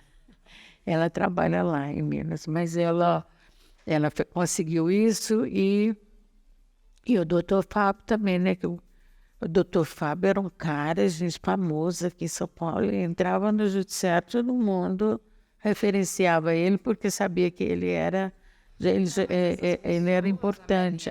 Ser expostos. Os Estados Unidos tem uma operação muito famosa, que é aquela operação Paperclips, né? Que é quando, enfim, vários nazistas foram, né, levados para os Estados Unidos, tiveram as suas identidades trocadas, que eles eram considerados... Eles eram forais, brilhantes, então eles tinham duas opções. Ou eles iam trabalhar para o governo americano, ou eles eram presos. E vários resolveram, inclusive a própria NASA, que a gente conhece, foi montada, né, por um ex-nazista.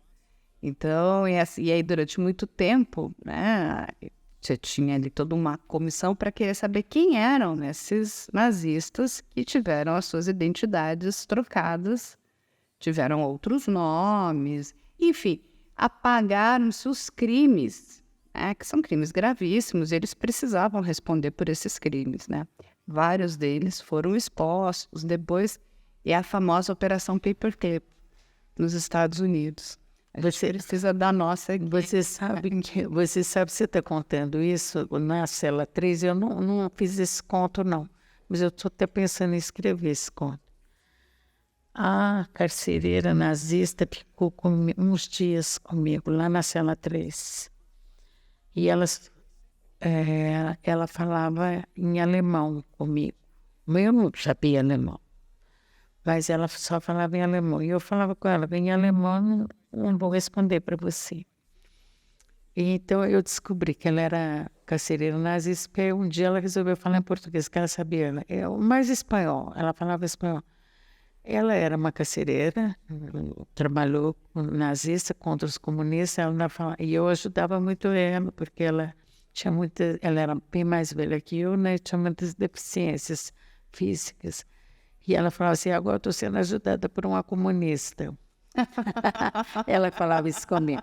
E aí eu fui saber a história dela. Ela passou em Nova York, ela era foragida, né? Porque ela de Auschwitz, era foragida. Aí ela foragida em Nova York, os americanos atrás dela. Aí ela vai pro Brasil, e o Brasil foi a pedido da justiça americana, tem que ser extraditada. E ela não queria ser extraditada, morria de medo. Lógico. É lógico, né? E ela e não tinha jeito. E os policiais pediram para arrumar ela bonitinha, que ela ia de avião, ela não ia ser algemada, ela ia ser igual uma senhora, assim, normal. Inclusive, eu lembro que eles trouxeram um colar para colocar nela, um vestido preto, assim, que era uma senhora, sapato, meia fina, né? Que naquela época Era meia usava, meia fina. Aí, gente, e aí o delegado da Polícia Federal falou assim, fala que ela vai para Buenos Aires. Aí ela falou, não, para Buenos Aires eu vou. Quando ela chegou, gente, eu não sei o que aconteceu lá no aeroporto, que ela ficou sabendo que ela ia para Nova York. Ela correu e fugiu, que os policiais, que eles não tinham gemado, que eles estavam fingindo que era uma situação normal, eles tiveram de sair correndo atrás dela, e ela foi levada de volta. Eu fiquei sabendo que ela foi levada de volta para a cela 13, a cela que eu estava.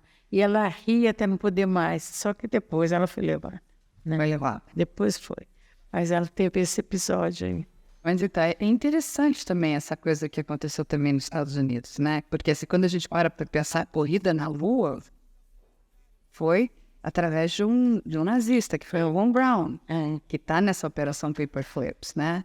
Então, dentro da NASA, e aquilo tudo era escondido da população americana, né? Eles não sabiam. E aí você tinha ali vários judeus, né? Tinham vários grupos que eles caçavam quem eram esses ex-nazistas que tinham suas identidades trocadas, porque o que é correto, eles precisavam responder pelos seus crimes de guerra, né? Pelas torturas absurdas, né? Nos campos de concentração. Porque assim, gente, tortura é um absurdo. O que a Melinha passou e sofreu, hoje a gente estava conversando sobre a questão da violência contra a mulher, que ela é muito atuante, né? Contra as mulheres, mas não apaga tudo que você passou e que você sofreu, né? E assim, é muito triste. Meu avô também foi preso, né? Olha, você está falando da violência contra as mulheres, e eu aqui fui torturada. Sabe que a primeira noite eu fui estuprada. Eu fui estuprada por um agente policial lá do DOI-CODE, Lorival Gaeta, o nome dele. E o que me impressiona é que eu sou feminista, defendo a denúncia, eu falo com as mulheres, falem sobre isso, e eu só fui falar sobre isso em público 43 anos depois. Olha, 43 anos depois. Então você, inclusive, entende, né? É uma dor. Não, quando as mulheres não denunciam, eu entendo. É uma dor, é muito Depois você que é responsabilizada, eu já perdi.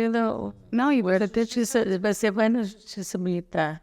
Por isso que eu tenho uma que foi presa política, já morreu, uma amiga minha, a Inês Etienne, que ela denunciou estupro.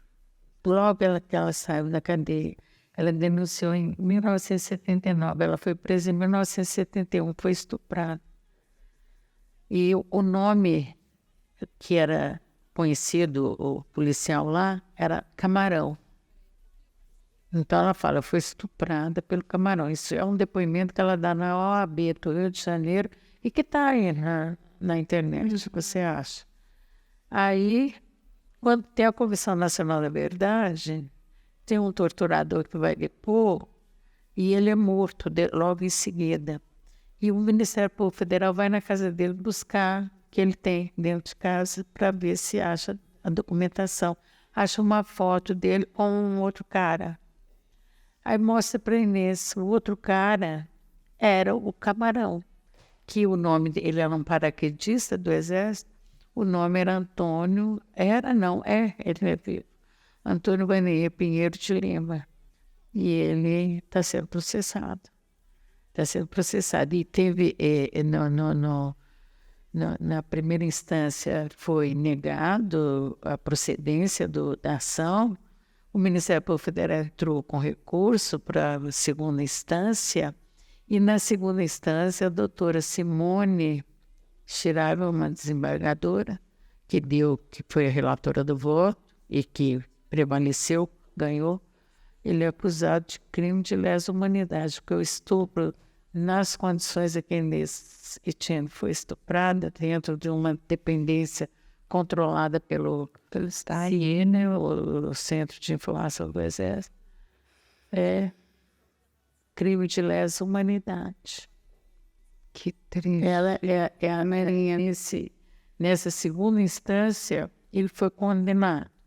É claro que ele entra com recurso para a terceira instância. Isso foi o ano passado que ele foi condenado. Agora vamos ver na terceira instância como é que vai ser. Vamos acompanhar, que vamos... Isso no caso da Inês Etienne, você devia trazer para você que fazer fazer esse caso.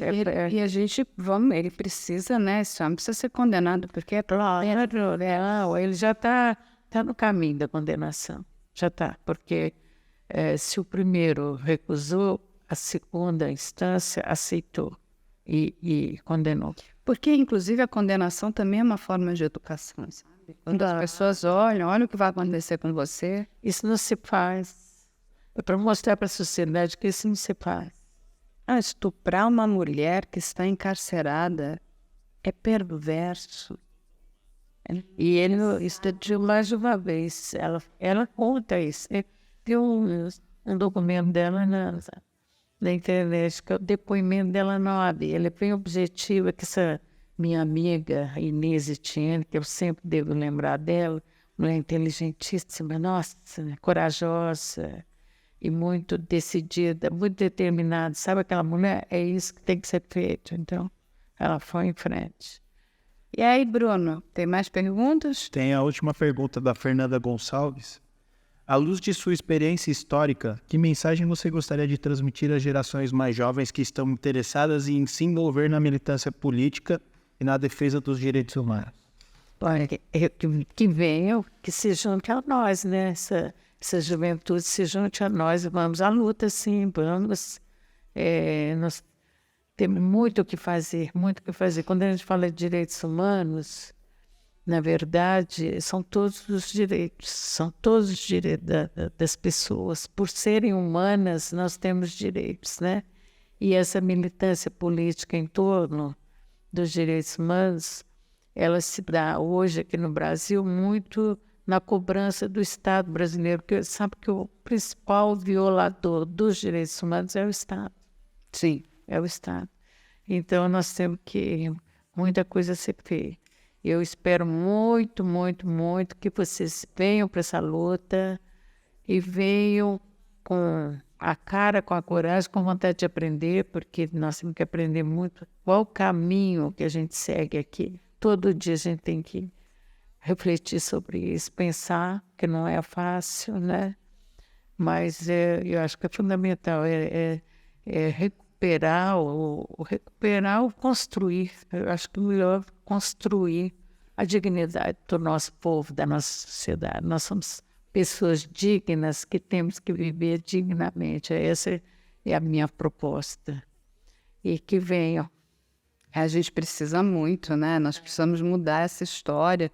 Uma Melinha que estava muito bem explicando, ela vem aí de uma história muito triste, né? Quem viveu a ditadura... Né? E a ditadura não é uma mentira, não é uma fake news, ela de fato aconteceu. Infelizmente, o que a Amelinha muito bem colocou aqui, né? O nosso país, mas não é só o Brasil, não, tem outros países também que têm essa destreza de querer apagar a história, de recontar a história. Quando a gente vai para a França, né, e você tem lá o Holocausto de Napoleão, né, que, para quem não sabe, Napoleão foi um dos homens que mais matou negros, né? Assim, de forma terrível também. Ele fez um holocausto tão trágico como o próprio holocausto que aconteceu ali naqueles campos de concentração. Eles jogavam, né? Eles jogavam os negros em alto mar para ver como é que eles morriam. É trágico. Vale a pena que as pessoas leiam a história, né? Aprendam, porque tem sempre aquele, não, vamos tirar isso aqui, que isso aqui não é muito bem visto, não vai ficar muito bem para a história, já passou tantos anos. Mas a gente precisa relembrar para que essas histórias não se repitam. E são histórias muito tristes, são histórias muito tristes, muito trágicas, né? Elas não podem se repetir. Então, quando a Melinha conta, né, infelizmente, tudo que ela viveu na ditadura, mas isso, de alguma forma, deixou essa mulher muito forte, né? É o que ela fala de resiliência, de força. E hoje o trabalho que você faz para ajudar, né, as mulheres que sofrem violência, né, e são, como você muito bem colocou, todos os tipos de violência, violência doméstica, violência sexual, violência patrimonial, violência profissional, é muita violência, né? E eu sempre digo, onde tem violência tem um crime. Então a gente precisa combater isso, né? A imprensa tem o dever de dar voz para você, para essas mulheres, né? Porque a gente precisa educar a sociedade. Não é... Você quer uma sociedade melhor? Você quer viver numa cidade melhor, num país melhor? A gente precisa parar com isso, né? A gente tem que entender que somos seres humanos, né? Essa briga de gênero, a gente precisa desconstruir isso tudo, né? Temos que trazer esses homens, né, que são, digamos, as pessoas de bem, né, para inclusive educar outros homens, né? Porque eu acho que um homem consegue educar o outro homem também, mostrar o quanto inadequado, inapropriado, errado são essas atitudes. E a gente tem que corrigir, Amelinha, de pequeno, inclusive com as nossas próprias falas dentro de casa, né?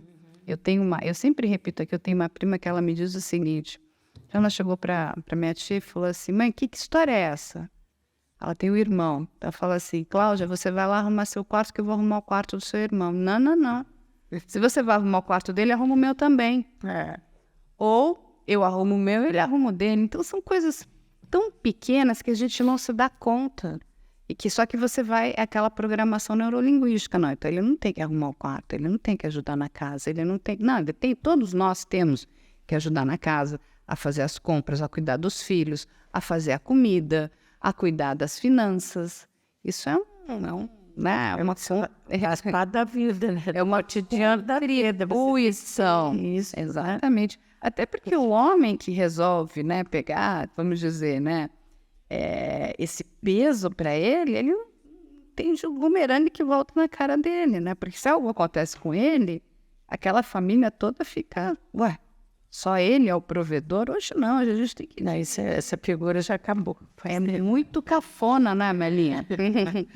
Acabou.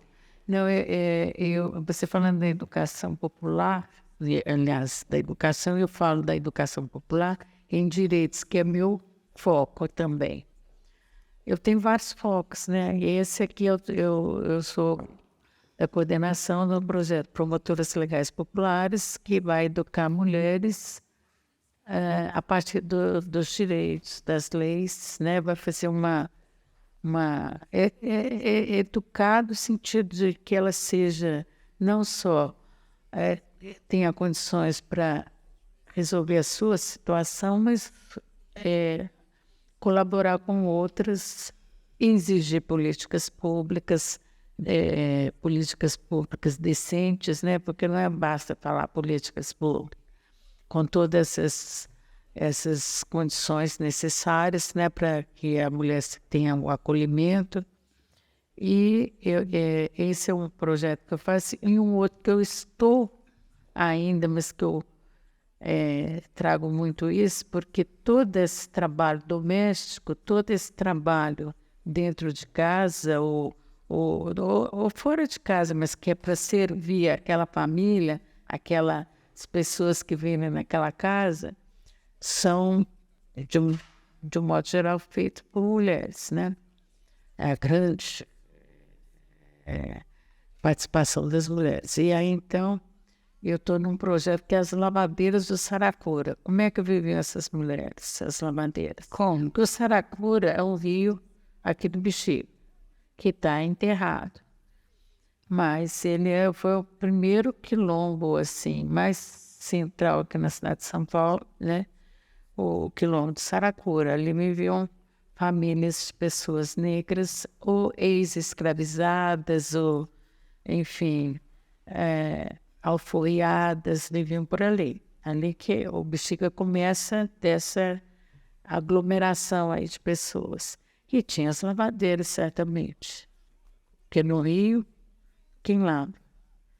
São as mulheres que vão lavar roupa. Sim. E eu falo, por que eu trouxe essa ideia aqui que eu tenho, né, de trazer a história delas? Porque você traz a história, a participação das mulheres. Porque hoje a gente usa essas cubas que nem passam, que nem você põe na máquina e lava. Então, naquela época, não. Tinha que ser Naquela época era tudo lavado à mão, batido na pedra do rio, era engomado, são as engomas. As engomas são as mulheres que engomam as roupas. Tudo aquelas roupas brancas, tinha aquelas rendas, né, de crochê que você tinha que passar aquele ferro. A brasa era ferro a brasa. Então essas mulheres não são lembradas na história. Eu falei, não, tem que ser lembrado, trazer essa história para a gente ver o quanto que as mulheres contribuíram. Quando você vê uma mulher rica usando uma roupa branca ou uma roupa toda rendada, né, porque elas gostavam de usar aquela... tem até um nome aqui, né? Enfim, tinha uma mulher preta que lavava essa roupa. Sim. E cadê ela na história? Como eu trabalho com a ideia da dona Yaya, que é uma branca que foi rica, morava ali no Bexiga, que era considerada louca e ficou em cárcere privado. E como nós trabalhamos com a violência, nós temos que trazer a história da dona Yaya. Mas que é ela, dona Yaya, bonita com aquelas roupas? Eram essas mulheres. Penteava aquele cabelo dela todo, né? Que era um cabelo grande, comprido, cheio de... Enfim. E vamos lembrar as amas de leite também. Sim. Que amamentavam. Então, eu estou trazendo também a história das lavadeiras. E as lavadeiras são muito interessantes. Como mulheres, elas vão trabalhar várias famílias, trabalham com várias famílias, porque elas pegam uma trouxa de roupa e vão trabalhar com várias famílias. Enquanto que aquela empregada doméstica, que é uma escravizada ou ex-escravizada, que também é uma mulher preta, ela fica só ali no fogão daquela família. A lavadeira não, trabalha com todas as famílias. A comunicação, a maior comunicadora são as lavadeiras. Eu quero ver seu Eu estou fazendo esse um projeto, uma pesquisa, mas talvez virem um livro, eu quero que virem. Mas elas são comunicadoras, e elas são as mulheres que são chamadas de fuxiqueiras, de futriqueira, porque quem comunica é fofoqueira, futriqueira, fuxiqueira. Elas, porque elas têm a notícia dessa família da outra. E vai passando. E elas estão aqui na rua, elas estão sabendo quem é que está andando, quem é que está fazendo o quê. Então, é muito interessante eu conhecer a história delas. E mais uma coisa, só para terminar aqui essa explicação. Sabe onde é que você encontra a história delas? Aonde? Nos inquéritos policiais, porque muitas são presas porque são consideradas vadias. Porque os colegas veem elas andando de lá para cá, para que elas ficam andando na rua sem ter o que fazer. E elas vão ser presas. E elas vão dar o depoimento. Eu até fiz uma musiquinha para uma delas, é Maria do Rosário. A Maria do Rosário lavava roupa o dia inteiro e foi presa. E foi presa porque o delegado disse que ela era muito tagarela. Porque tagarela é muito faladeira. E ela, então, mostra para o delegado que ela não é vadia, ela é acusada de vadiagem, não, ela lava roupa e ela tem domicílio certo. Ela mora na rua Santo Antônio, perto da casa do Ernesto, que é esse sambinha que nós estamos fazendo para sair No bloco. carnaval. Então, que é parte dessa pesquisa que eu faço. Você é uma Interessante. pessoa adorável. A Melinha é cheia de histórias, né? E cheia de bondade no coração. Né? É isso que é importante. Apesar de todo o horror, você conseguiu construir aí uma história muito interessante de vida, né? Tem muita empatia, tem ajudado muitas outras pessoas. Essa questão da educação é uma coisa muito importante. Eu acho que assim nós realmente precisamos rever, inclusive, né? Tem que ter uma escola democrática. Nós estamos Currículo escolar, né? Acho que, enfim, eu advogo, né, para que as nossas crianças e adolescentes comecem a ter noções básicas de direitos dentro da escola, né? A gente precisa entender o que são as nossas leis, por que elas funcionam ou não funcionam. Lógico que não é um curso de direito, como você vai aprender na faculdade, mas quando a gente entende, né, até como é que a minha ação pode refletir, né, num estrago na vida do outro, a gente opa, não vou fazer isso, né? O direito ele é muito importante. Mas deixa eu te falar, já que para a gente encerrar, a gente tem uma pergunta. Como a gente sempre aborda, né, temas que são investigativos e tudo mais, é uma pergunta que nasceu aqui. Conta para a gente, Amelinha, pelo que você aceitaria perder seu réu primário? Ou sua ré primária, né? Estamos falando de uma mulher. Olha, gente, eu faria tudo que eu já fiz.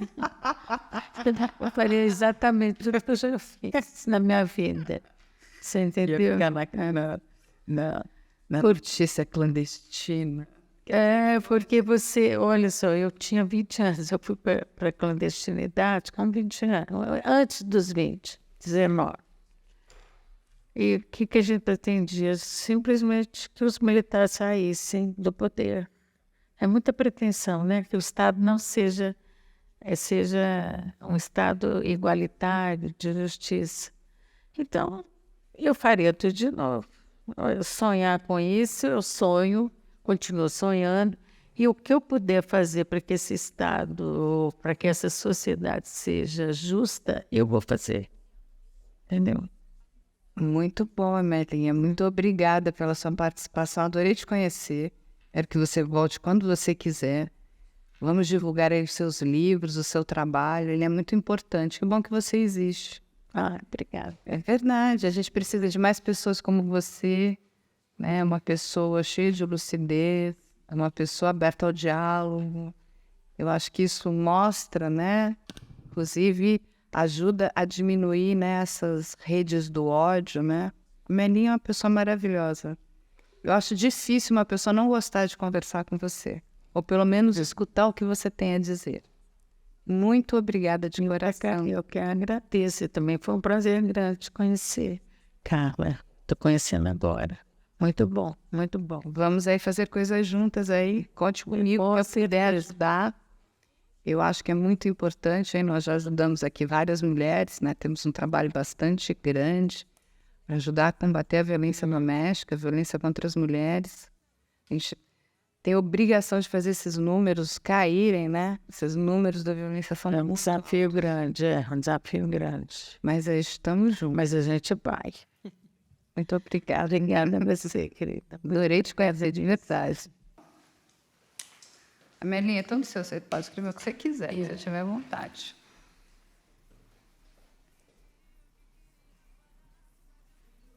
E aí, meninos? Vitor cortou o cabelo. Agora estamos com uma cinegrafista mulher, estou adorando, tá vendo? Ó, nossa. Qual é? A nossa área ainda também, né? Principalmente a área técnica, né? Temos que mudar isso, ó. Obrigada, linda. A gente tem que mudar também essa nossa... Se bem que na área executiva já temos bastante mulheres, agora a gente precisa mudar na área técnica também, botar mais mulheres ali, né? Que são boas. Então, E eu que te agradeço, Amelinha.